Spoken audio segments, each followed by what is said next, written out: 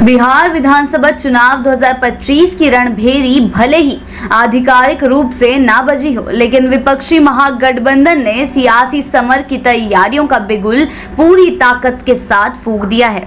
रविवार को पटना के दीघा आशियाना रोड स्थित एक रिजॉर्ट में आयोजित महागठबंधन की तीसरी बैठक में यह तय हुआ है कि गठबंधन सिर्फ नाम का नहीं बल्कि जमीनी स्तर पर पंचायत से लेकर प्रदेश तक समन्वय के साथ अपनी उपस्थिति दर्ज कराएगा।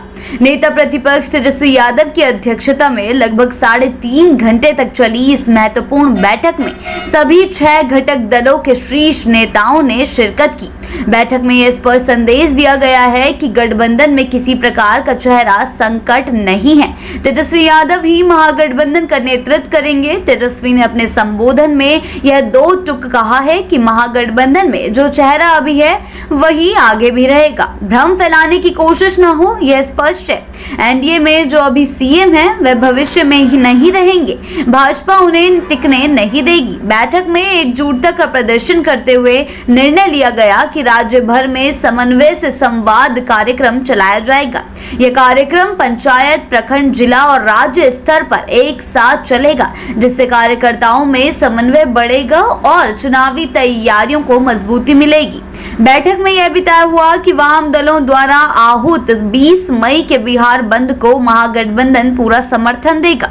यह बंद मजदूरों के हक और अधिकार को लेकर बुलाया गया है, जिसमें महागठबंधन के सभी नेता सड़कों पर उतरेंगे। इससे पहले 18 मई को प्रदेश और जिला स्तर पर सभी घटक दलों के अध्यक्ष और प्रभारी मिलकर प्रखंड और पंचायत स्तर पर सांगठनिक मजबूती की रणनीति बनाएंगे। कांग्रेस के प्रदेश प्रभारी कृष्णा अलवरू ने बैठक में कहा है कि हम झूठ नहीं सच की राजनीति करते हैं। हम मजबूत हैं क्योंकि हमारे साथ लोग हैं। उनके पास केवल सत्ता का तंत्र है। हमने जातीय जनगणना जैसे मसले उठाए जिसे लागू करने को वो मजबूर हुए। जी हां, 2025 में हमारा एजेंडा, हमारी सच्चाई और हमारा संकल्प जनता को दिखेगा, ऐसा उनका कहना है। उन्होंने जोर देकर कहा कि गठबंधन बूथ स्तर तक एकजुट होकर सभी 243 सीटों पर इंडिया गठबंधन के उम्मीदवार के लिए काम करेगा।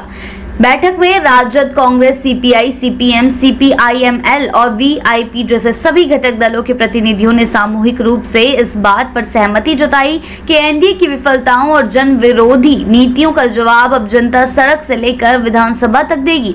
बिहार की राजनीति में विपक्षी खेमे की इस रणनीतिक बैठक को निर्णायक मोड़ की शुरुआत माना जा रहा है। अब देखना होगा कि यह समन्वय और संकल्प सत्ता की कुर्सी तक महागठबंधन को पहुंचा पाता है या नहीं। लेकिन फिलहाल विपक्ष ने यह संदेश दे दिया है कि 2025 का चुनाव वह एकजुट होकर लड़ेगा और हर स्तर पर एनडीए को सीधी चुनौती देगा।